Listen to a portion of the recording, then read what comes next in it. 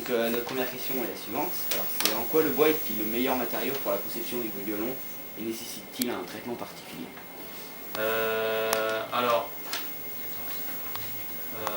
Pourquoi c'est le meilleur bois? En fait, on utilise surtout le sapin, qui est le bois de résonance par excellence. Mais on ne le trouve pas forcément que sur le violon, on le trouve aussi dans les pianos, dans les clavecins, dans les harpes, dans beaucoup d'instruments. Dans les guitares, la table d'harmonie va être en sapin. C'est un bois très léger, qui a quand même une bonne résistance mécanique, et donc qui donne un bon son. Après, on pourrait imaginer des violons avec d'autres bois, ou avec d'autres matériaux. Il y a eu peu de... À part le carbone, il y a eu peu de recherche dans ce sens-là. Mais bon, le bois, il donne un son déjà tellement abouti que... Est-ce que c'est vraiment nécessaire d'aller chercher dans une autre direction? Et ça, je ne sais pas. Et après, le traitement, non, il ne subit pas de traitement, pas de séchage artificiel, c'est que naturel. Donc en gros, l'idéal, c'est le séchage naturel sur au moins, allez, on va dire au moins 10 ans. 15 ans, 20 ans, c'est vraiment bien. Donc sur 20 ans, il va subir en fait une oxydation. L'air et ça va faire sécher le bois en fait. Et après, par la suite, quand l'instrument est assemblé, on va faire après l'étape de la... L'instrument, il va quand même, le bois va quand même prendre on va lui mettre un produit en fait avant le vernis, souvent pour durcir un petit peu le bois. Donc là, il va subir un traitement, et après, il y a le vernis qui va le protéger. Donc alors, question suivante. Est-ce que vous pouvez nous décrire les étapes de la conception d'un violon et celles qui vont être primordiales à l'obtention d'un bon son? Donc à partir de quand vous recevez les bois et comment vous les recevez jusqu'à ce que vous... Alors les bois, en gros, on les reçoit...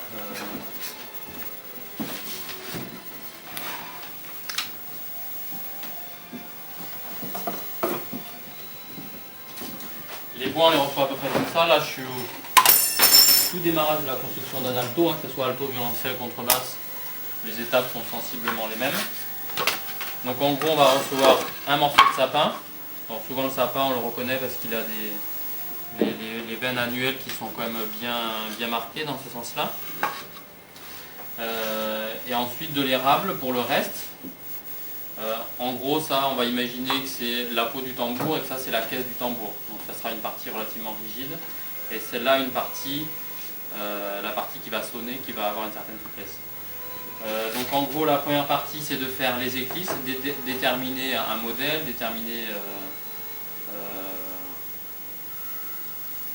essentiellement, voilà, déterminer le modèle, et ensuite, à partir du modèle, faire un moule. Des éclisses, on va voir par là.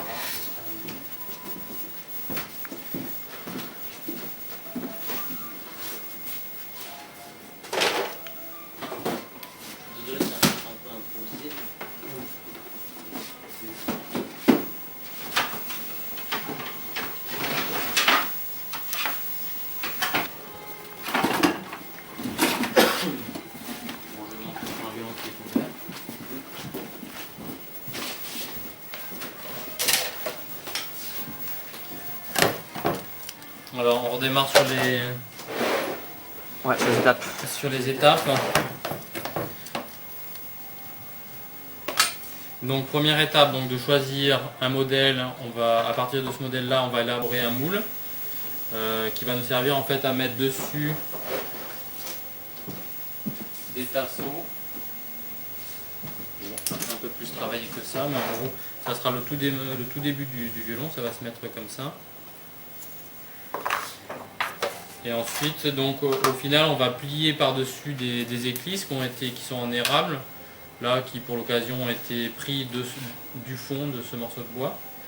Et au final, on va obtenir avec des contre-éclisses derrière une couronne comme ça, relativement fine mais très solide.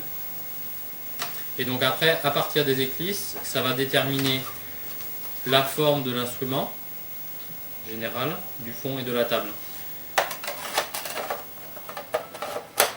Donc c'est là, après, les éclisses, c'est une étape technique, pour le son, ça change Ça change toujours un petit peu en fonction de si on les fait très fines et épaisses, très hautes ou pas, mais c'est pas primordial pour le son. Et donc après voilà, on part de ça. Et avec la couronne d'éclisse, ça va déterminer la forme générale. Donc ça va être, ce qu'il faut bien expliquer, c'est que c'est pris dans la masse, c'est ça qui est important, c'est ça qui va donner de la solidité. Il y avait des violons qu'on trouvait à Mirecourt qui étaient juste pliés, voilà, qui étaient des violons vraiment d'étude un peu inférieures. Et donc après, il y a tout le travail de la sculpture de la voûte. Pareil sur le fond, sur la table, les voûtes sont un petit peu différentes. Donc là déjà on rentre dans en fonction de si on fait une voûte très plate ou une voûte très bombée, on aura un résultat acoustique qui sera différent. Après on va creuser à l'intérieur pour avoir quelque chose de fin. En gros sur la table on sera aux alentours de 3 mm et sur le fond c'est en dégradé entre 5 et 2 mm et demi.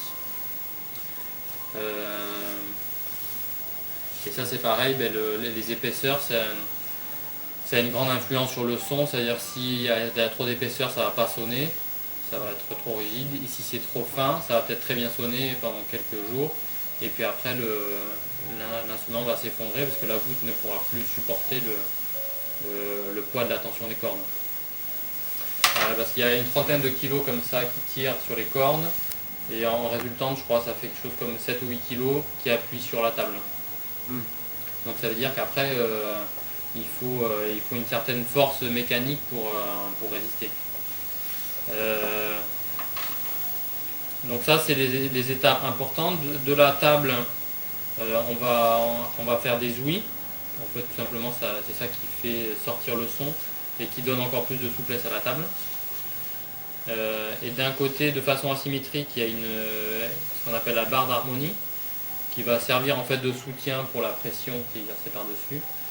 Et de l'autre côté, il y a la barre d'harmonie qui est un petit cylindre en sapin qui est rajouté par la suite, en gros qui va se trouver sous les pieds du chevalet à peu près, de manière en face de la barre en fait comme ça.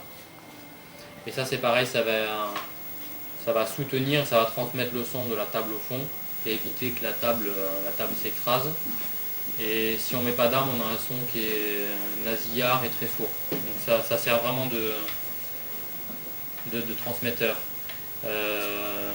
Et ça c'est quelque chose qu'on met par la suite, qui n'est pas collé, qui est amovible, donc on peut faire des réglages en fonction de si l'instrument ne fonctionne pas bien. On peut l'améliorer en bougeant très très légèrement la place de l'arme. Donc voilà, en gros si on a réussi à faire des belles voûtes et une table d'harmonie qui est bien réussie avec la barre et les épaisseurs, d'où l'importance d'avoir du bois sec, c'est-à-dire qu'avec du bois sec on peut faire des épaisseurs qui sont plus adéquates. Si on a du bois qui est frais, on est obligé de laisser plus, ça sonnera moins bien. Et en plus le bois, on le remarque, plus il est sec et mieux il sonne. Donc après l'avant-dernière étape on va dire, ça va être tout le travail de la volute qui pour le son a peu d'influence, c'est plus un travail esthétique, même si on fait toujours la même chose parce que nous actuellement on fait des violons comme ils se faisaient il y a 3 ou 4 ans, on ne les fait pas différemment, un tout petit peu parce qu'on ne fait pas des violons baroques, mais en gros la structure reste à peu près la même.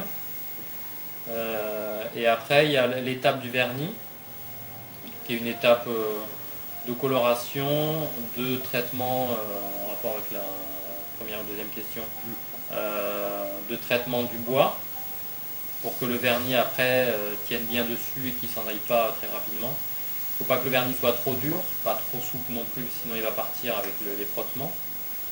Donc le vernis essentiellement voilà, il va protéger l'instrument. Il aura peu d'influence sur le son, même s'il en a un petit peu. Il en aura beaucoup en fait si on met un vernis trop épais et trop dur.